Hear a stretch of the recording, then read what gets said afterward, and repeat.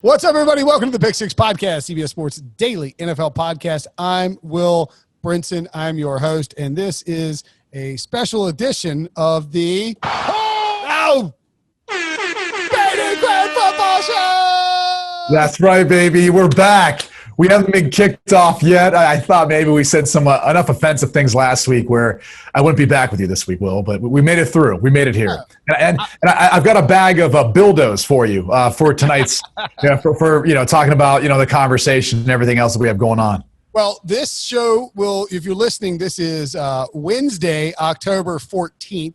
You can also check out in the feed a recap of the Bills and Titans game in Tennessee, the second ever, TUNF game. You can't actually say TNF. If you say TNF, you will be electrocuted by Joe Buck. So it's TUNF. Can I ask you this, all right?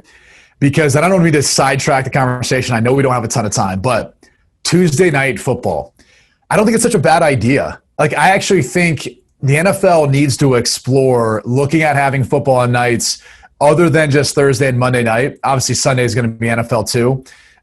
Stay away from Friday, stay away from Saturday. Let's get rid of Thursday and add Tuesday. No. Hear me out. Use Tuesday, Wednesday, and Thursday, and here's why. A, you've got flexibility due to COVID. Like, this is your chance to experiment with it. Why not? B, there has been a shift in how consumers absorb the content they're viewing. Everything's almost on demand now. You look at all the different digital platforms, Netflix, Hulu, anything else you want to talk about, even cable subscribers. Yes, all access. A lot of it's on demand. And so for that reason, I don't think you're running into this conflict anymore where you're like, oh, people are going to rather watch this show or that show. People aren't tuning in when that show is airing, if it's airing on a 7 p.m., 8 p.m. time slot anymore. They're going to go back and watch on demand when their time sees fit. So why not then say, all right, let's put this team in prime time? Because A, you're going to find viewership there, regardless of what night it is during the week. And the other thing is, it's good for your brand. It's good for the players. Like, imagine people on the West Coast who, didn't have a chance to see, Josh Allen at all this year at Buffalo, right? It's usually going to be regional games. They're not going to get national platforms unless it's Thursday night, Monday night, Sunday night, right? Putting it on other nights of the week, it gives them those opportunities to build in those brands of the league, the face of the league. It gives more opportunity for betting, more opportunity for exposure with fantasy. Like, I know people are worried about the pig getting too fat and that being an issue, but this isn't baseball or basketball or hockey where you're playing 82 games in those cases or 160 plus games, and you have to worry about fatigue. Like, I think the only fatigue would be if you went to 17, 18 games, then maybe you worry about, how often it's being played. But I just think when you look at the shift of how people are consuming what they're watching now, live events crush it. NFL crushes it. It's the only thing that is. And I know ratings are a little bit down this year, but that's because you have all this other, these other sports scattered. I actually think this is a great opportunity for the NFL to experiment with having games maybe move to Tuesday, Wednesday, and obviously still have Thursday due to COVID, and see what the ratings look like and see how it goes. And by the way, this also then solves that problem of, well, now we've got teams having to play on a short week. That's not great for player safety. All right. Well, then we have a team that plays on a Thursday night, and maybe the following week they play on a Wednesday night. So it's not quite as much of a short week. Like, as a former player, you don't have off days during the NFL season. That's just the reality of it. You might have an off day, but you're working your tail off no matter what day it is to prepare, to recover, or work on something fundamentally. And that's the same for any player, any coach. So I just think this is an opportunity the NFL should really start to look at moving forward. I like it. I love it. Look, I was looking at I want some more of it. I was looking at the DraftKings setup for Tuesday night, and this is last night, obviously. I mean, they have a contest, and we're recording this at 3:30 on Tuesday afternoon. The game kicks off at 7, so 3.5 hours to go before the contest. $10 per entry, max 150 entries per person. 176,000 is the cap for number of people that can enter. There are already 87,000 people who have joined. So $870,000 in this pot already. It's 300K to first. DraftKings takes a huge cut off the top, as we know. DraftKings business, good for the NFL as well, as we've talked about. And so I think, look, like, people are going to play these standalone fantasy options on the games where there are all these standalone games. Yeah, and think about this from this perspective. One last thing. This is similar to me as like real estate. So you've got Tuesday and Wednesday nights that are sitting there, and they're kind of being like unoccupied, right? Like you're looking at that land saying, people don't know if it has value or not, but if you put the right thing there, people are going to go. It's going to become an attraction. It's going to be an actual destination, right? And this is where I look at, like, for example, the meatpacking district in New York. At one point in time, people were like, you can't put nice restaurants and bars or clubs and lounges and things like that there. No way. And then all of a sudden it became a really, really popular area for bars and restaurants and clubs and so forth. Like, you wouldn't have thought that, though, 20 years before it actually came to fruition. I think that's maybe what we're looking at, too, at the NFL, with the way I think broadcast television and cable television and digital has changed everything, and really for consumers, what their consumption habits are. So I really think this is something that needs to be looked at and maybe toyed with or experimented with moving forward.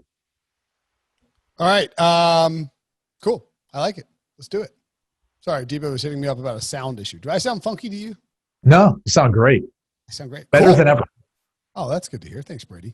All right, let's talk about some of the bigger issues. This is basically, Debo went and pulled for the rundown, my Sorting the Sunday Pile column that I wrote on Monday. And one of the primary things, and we talked about this on the Pick Six show. So on CBS Sports HQ every day, basically at 4 p.m. on CBS Sports HQ. Make sure you tune in. Brady is featured many times throughout the course of the week. And Dak Prescott. I feel like you and I have talked about it, but I guess we haven't for this podcast. That's what shook me here. First of all, I mean, I think it's obvious that the Cowboys are in trouble without Dak Prescott, but it's good that they have Andy Dalton there. I'm curious about your thoughts on maybe the Cowboys there and how they'll function first, and then also Dak's sort of recovery back from this injury. Yeah, so in regards to the Cowboys, what they do moving forward, they've got Dalton. They're lucky they have Dalton. He's an experienced guy. He's taken the Bengals to the playoffs before. And obviously, he looked good, and poised coming in and helping them get a win versus the Giants. So I think they've got that working for them. I said this to you on the Pick Six podcast. I believe this offensive line has gotten better as they've started to mesh and gel together this year. I think they're going to rely more on the run game, and in part because you've got a backup quarterback that maybe isn't quite as capable as he once was, or as Dak Prescott has showcased this year. But Zeke's one of your best player, if not your best player on offense. So continue to lean on him, and then ask for Andy Dalton to have to make throws when called upon. This might actually be what's best for them moving forward to win football games, but also for their defense that's seeing a lot of plays, seeing a lot of snaps out there, and it obviously hasn't been good this season. So maybe shortening the game, rely on the run game, not only helps out, their chances of winning a game, but helps out their defense. Yeah. And obviously their offensive line too, where, again, you've got some guys who are banged up who are missing the rest of the season. So this should help protect that group. In regards to Dak, I think he's going to be fine. He's going to be able to recover. From an orthopedic that I talked to, he said, look, for an elite athlete, it's probably going to be 6 months, including rehab, at the earliest when we're going to be seeing him again. So this season is done. You're talking about him maybe being able to get back into the fold and things at the end of the offseason, maybe OTAs and minicamp, in 2021, depending on where we are with that with COVID. So the real question becomes, where is he at that point in time? That's obviously going past what would be the other deadline for the Cowboys to make a decision on whether or not he's franchise tagged for a second year, or if they're going to let him go into free agency. I don't see him going into free agency. I think the Cowboys obviously would have to slap a tag on him a second time, even with him recovering from this injury, unless Andy Dalton leads this team to a Super Bowl, which seems somewhat unlikely.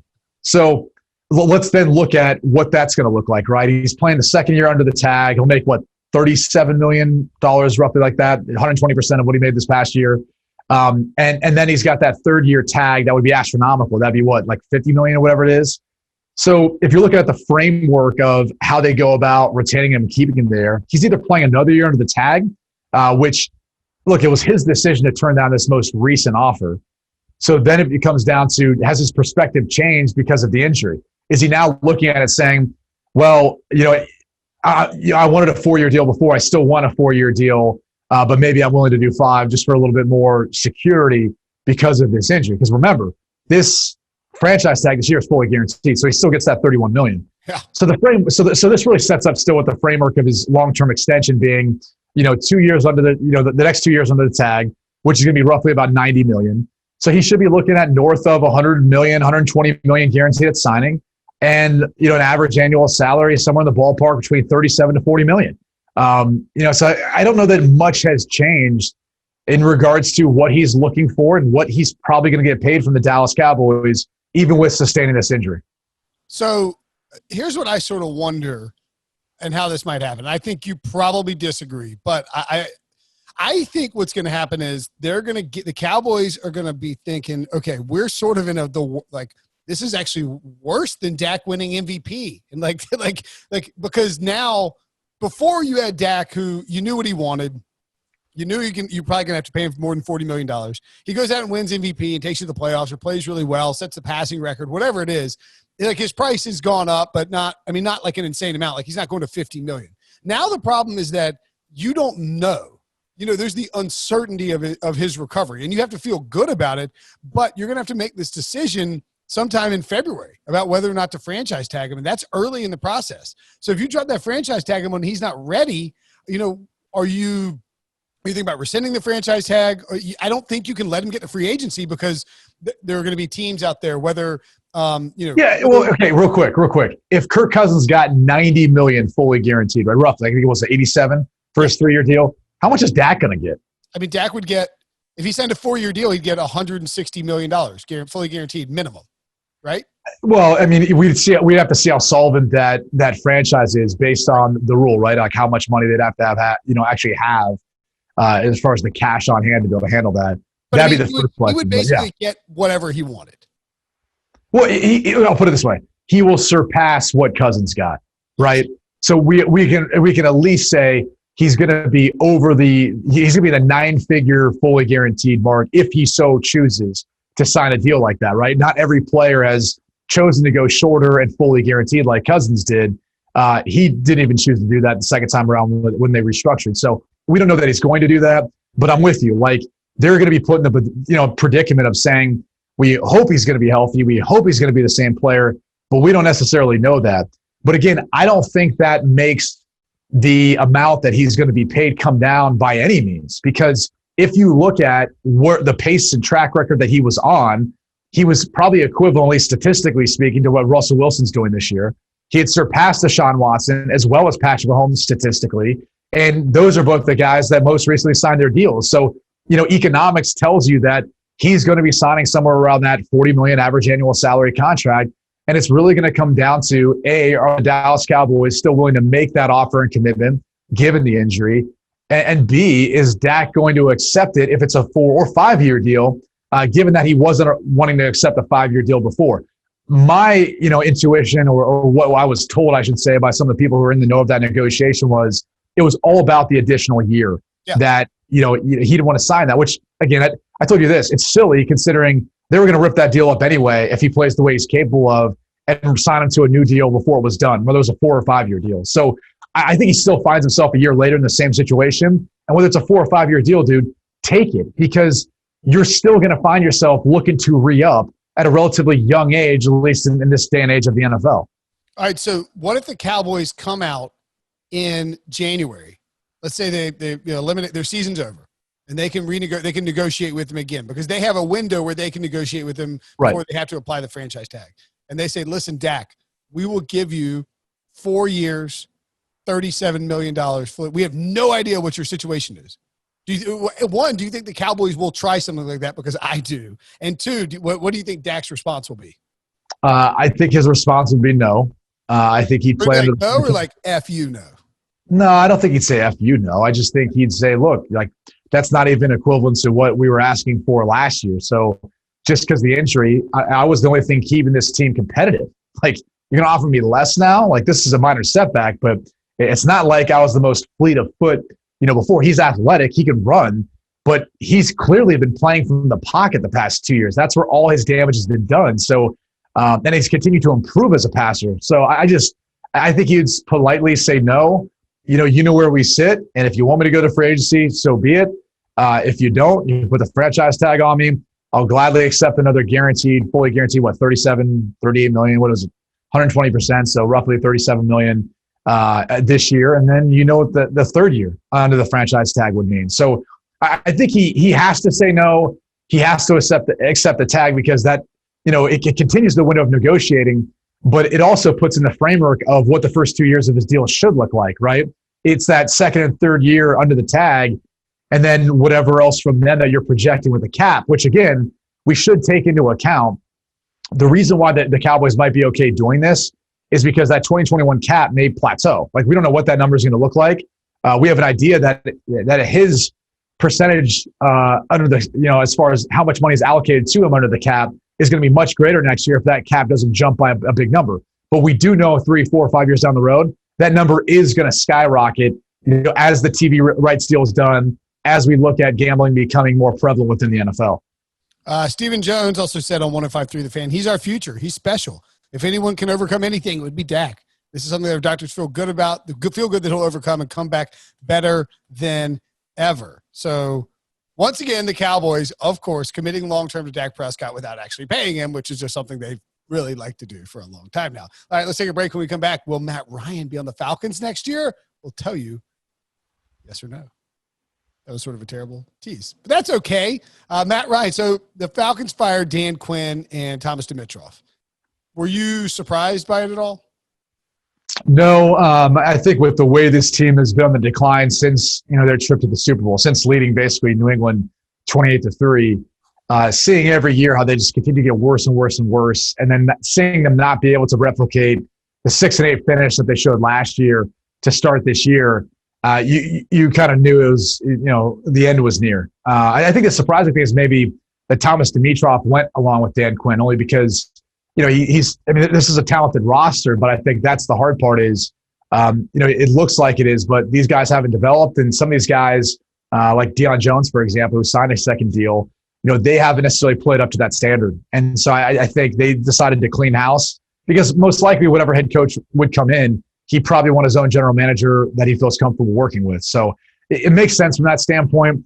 I think the thing that was surprising to me was when Arthur Blank, their owner, comes out and doesn't necessarily give a vote of confidence to Matt Ryan. I mean, he's a guy that has had a lot of success within your organization, but you've paid a ton of money.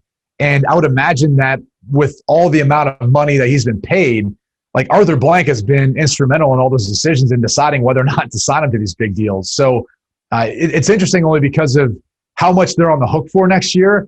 Like, I don't know, outside of a trade, and then you've got to hope that team has enough cap space or could restructure the contract to absorb the cap hit, that the Falcons can go anywhere but Matt Ryan at quarterback next year. I was really surprised too at first. Now, I will say this, looking at the numbers, it is feasible. If you did a post-June 1 release, you have to designate a post-June 1 release, you would save $17.5 million on the cap. Giggling about it. And how much of a cap? Is it like $50 million next year? No, but if you do a post-June 1 release, you can spread it over multiple years. You spread it over 2 years, not multiple. It's only 2 years. Two is multiple. Two is not singular. Okay, you can spread it over 2 years. If that's it's a huge cap hit, and especially in a year where you don't have a ton of cap to allocate necessarily, not knowing what the cap's going to do. Cutting Matt Ryan is not a feasible solution for the Atlanta Falcons. That's why it's so weird that he would say it. Why would he come out and say that's up to the player and that's up to the new coach? I guess for this reason, because even if they drafted a top quarterback, it's an Alex Smith, Patrick Mahomes scenario where he goes in and plays, and then you get that guy some grooming. I mean, your head coach might want that. Your head coach might come in and say, hey, look, Matt Ryan's not the problem. I'd love to have a guy who can always be in the Pro Bowl conversation every year at quarterback to start off things. Matt Ryan does everything right. It's not like he's a bad leader or he's an issue in that locker room. Like, Matt Ryan's not the problem. He hasn't played well this year. He's maybe been part of the problem, but he's not the problem right now. So I think for that reason, that's why. And you're kind of handcuffed. So I think you get through next year probably with Matt Ryan, but then looking at 2022, that's where things get interesting depending on how things go, who comes in as the head coach, and then what they do in the draft. And look, even a trade, if you trade him before June 1st, which, is when trades have to happen in the NFL. Like, you're not trading this guy in July. And I don't think you can designate a trade post June 1. Can you? I think you just have to actually trade him after June 1st. Yeah. A pre-June 1 trade, this is via Spotrac.com, would have a dead cap hit of $44.4 million and would cost you with negative 3.5 in terms of cap savings. You can't cut him before June 1st. You're not cutting him in either scenario, right? Like, Right. He's either on the team or he's being traded. And so I think you threw this out. It doesn't make any sense that he would say that. Why would he say that? Look, him being non-committal, I think is fine. I mean, look, there's a lot of things going on right now. He's got to start figuring out how he's going to go search for a head coach and general manager. Which one is he going to prioritize, right? Is he going to prioritize the general manager or the head coach? I've always been an advocate of prioritizing the head coach because ultimately your product on the field is what's most important. And so if your head coach and your general manager aren't aligned, and you've got a general manager who's giving players that don't fit within the scheme or model of what that coach wants to do or character or personality of what he wants to do, it's a disaster. So, I always feel it's best suited to go that direction. And I think you look at the models where it's kind of like that, right? Like Bill Belichick in New England, ultimately the buck stops with him, but he's got Nick Caserio, Pete Carroll and John Schneider in Seattle. That's another example of that. So I personally feel like, or Sean McDermott, Brandon Beane, right? Like Beane was brought in afterwards. So I always feel like that usually works best. But again, we'll see what decision he wants to make. I think it's hard for these owners, to realize that, they've got to move on from some people that helped them get to a Super Bowl. They were obviously really close and it didn't work out. Like it's not easy for them to say goodbye to this group, I don't think.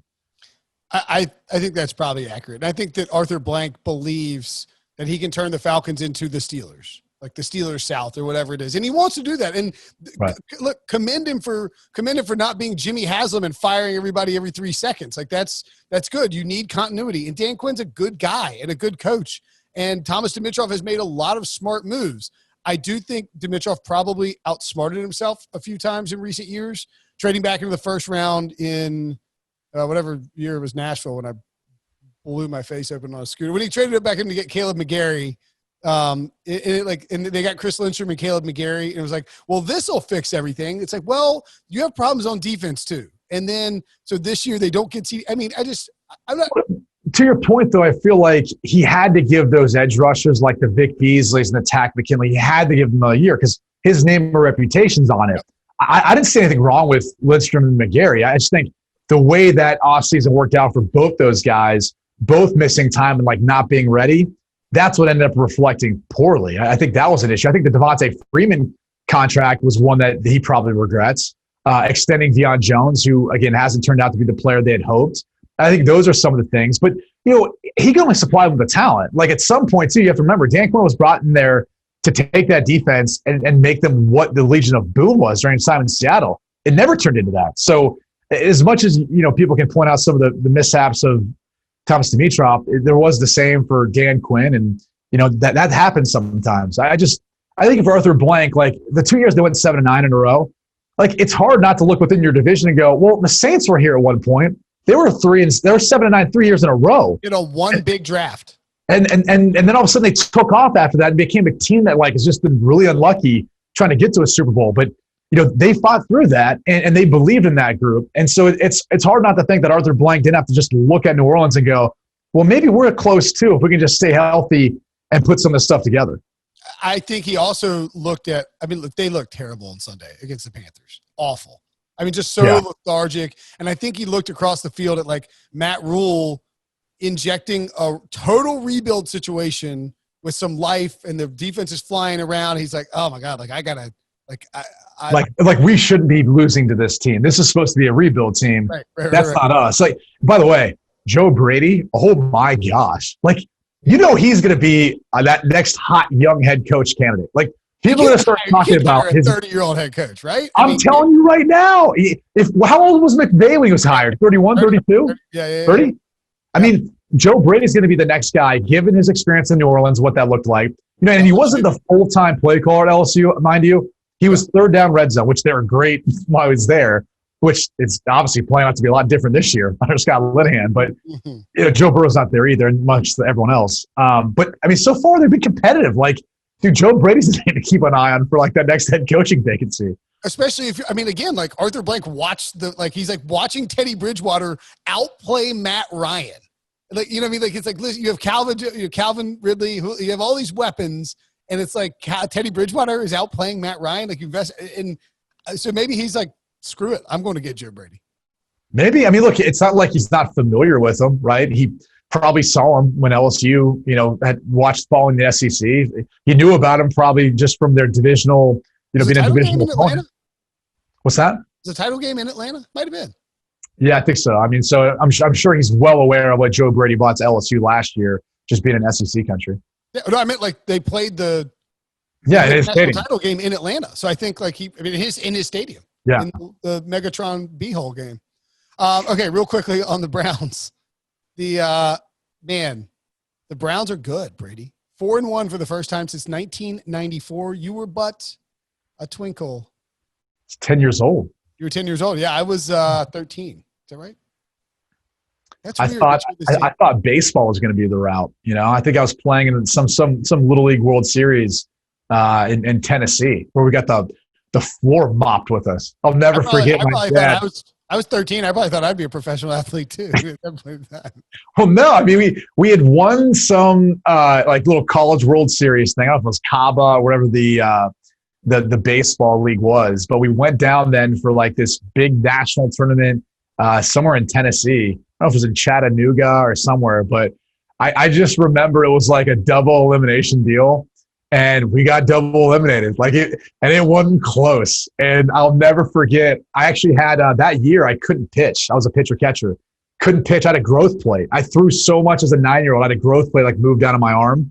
So I was just like our DH. I played first base, and I always had to like if it was ever like a double play ball, could never do it because I couldn't throw. So I just run out and get the out at first, and I just fake throwing the whole time.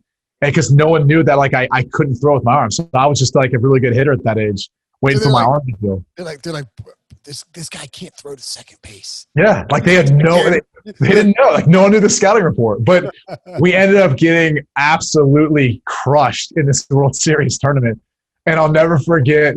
My dad was like the type that Chopper. He was the type that would write like good sports, like they won the sportsmanship award. Like he would take it in like shaving cream and put it on people's cars. Just to mess with us. And like the other parents are just how pathetic our performance was. I was like, thanks for coming out. And meanwhile, the parents are thinking like other people are doing it. And it was really my dad the whole time. Yeah. Chopper Quinn's doing this? He thought it was like the funniest thing in the world. Just how bad we got shellacked for those 2 games. That's the kind of parent you need to get not just the genetics, but the parenting of like the mentality to be a professional athlete. He was the best. He would thanks for coming out, kids. Like he always had the best perspective. And he was our coaches, they would get kicked out. Like they would get kicked out on my deal. I'm not going to say who, but one of our coaches was the commissioner of AAA baseball. So think about that for a second. Like these are like big time, like good coaches. They would get ejected all the time from umpires when I was young. And so my dad would have to come in and coach, and he would have like kids stealing. I don't even think we were allowed to steal then. He'd be like pulling pitchers after they walk one batter. And like he had this deep bullpen where we got like 3 kids who could pitch and like one left. You can't even throw. I mean, what are we doing here? Yeah. So anyway, the Browns. Oh, right. The Cleveland Browns are good. How good are the Browns? I don't know yet because I think the only really good team we've seen them play so far this year was, the Baltimore Ravens. And they're a different team than what they were week 1. I think they were different because of the circumstances in the game too, where you were down that much, you couldn't run the football the way you wanted to. So now they've gotten to a point where I think they know what their identity is. And I think the other thing that stands out to me is their culture. If you look at what they were under Hugh Jackson to then when he got fired and Greg Williams took over as the interim head coach, and they were kind of successful that year, right? It was that Baker's rookie year. And then you look at last year when they're like, all right, well, we want Freddie to stay here to keep the continuity of the offense. So let's just then make him head coach. They never really built a culture. They never really were able to get away from what Hugh was trying to do, and then Greg Williams kind of did during his time there, and then Freddie Kitchens. And then now you see like this culture that's being created. And I say culture because they're committed to something. They have an identity now. Like offensively, they're like, no, we're going to keep running the football. Like Nick Chubb's hurt, it doesn't matter. Kareem Hunt's then part of it. Now it's Dearness Johnson too. We're going to incorporate some reverses to some of our playmakers and some shot plays or gadget plays and put Baker Mayfield in a position to win. And we're going to do that every single week. That's our identity. That's a commitment to what you are and really your culture. And we haven't seen that in a long time. It's been this revolving door, as you alluded to earlier with Jimmy Haslam. And I think they found the guy now who, if he's going to be stubborn with it, who cares? But at least for the moment, has said, this is what gives us the best chance to win. This is what gives our quarterback the best chance to be successful. And he's convinced those players, whether it's Odell Beckham or Jarvis Landry, whoever else, the stars in that team, that winning is going to be what makes them happy. Winning is what's going to make you feel better about yourself and your social media following or everything else that comes along with it off the field. And this is the formula to win. And so if you want your life to feel better, we're going to put together the best formula to win each week. It might not be the best statistically for you, but we're going to have a chance of playing in the postseason. And that's going to be what puts a smile on everyone's face. Browns are winning. It's a wild, wild world. 2020 is so screwed up. The Browns are winning. Derek Carr is throwing downfield. Pete Prisco is right about everything. Welcome to hell. You got to stop giving Pete so much credit. Do you remember the Combine? Pete's the one that said Justin Herbert doesn't have fire in the belly. You don't remember that? What? No. What? Remember fire in the belly? Like Herbert's his guy. No, he liked his tools, but he talked about not having enough fire in the belly and being maybe a little bit introverted. He talked about that with him. He talked about that with Tua. Remember the whole fire in the belly? That was a little catchphrase all Combine. And that's where it came from. He will never admit that, but that's where it came from. Pete is the flip-flopper, where you kind of forget what anyone said nowadays because the news cycle churns so much. And now he just acts like he's on everyone's bandwagon. He makes fun of me for picking Cleveland to go 10-6 last year. I picked him to go 9-7, be a playoff team this year. But you never hear him talk about that. He only says, well, he was on the Browns this year with Stefanski. He'll start making those predictions, but because everyone forgets how he was so hard on this franchise earlier this year. Pete is the flip-flopper. That's what we call him on a text thread. I know you're on a text thread with him. We call him the flip-flopper on a different text thread. So you need to fire at him. Case in point, did he not flip-flop from our picks, our picks, every Wednesday, last Wednesday? He had the 49ers. And look, we didn't have a line at that point in time in the game, but he gave a score prediction. And then later on in the week, he was like, oh, I took Miami with the points. I was like, well, that was a convenient fact after the fact. That wasn't what you said on Wednesday when we made our picks. That's Pete Prisco 2020 flip-flopper. If you want a flip-flopper, go with Pete Prisco. And by the way, it is convenient that Pete only wears flip-flops around town. All right, Brady. I've never seen him not wearing flip-flops. The people on CBS Sports HQ are calling me. They're harassing me nonstop right now on Skype. So I got to go. You got to go do stuff. You got a family. Talk to you soon, buddy. I'll see you.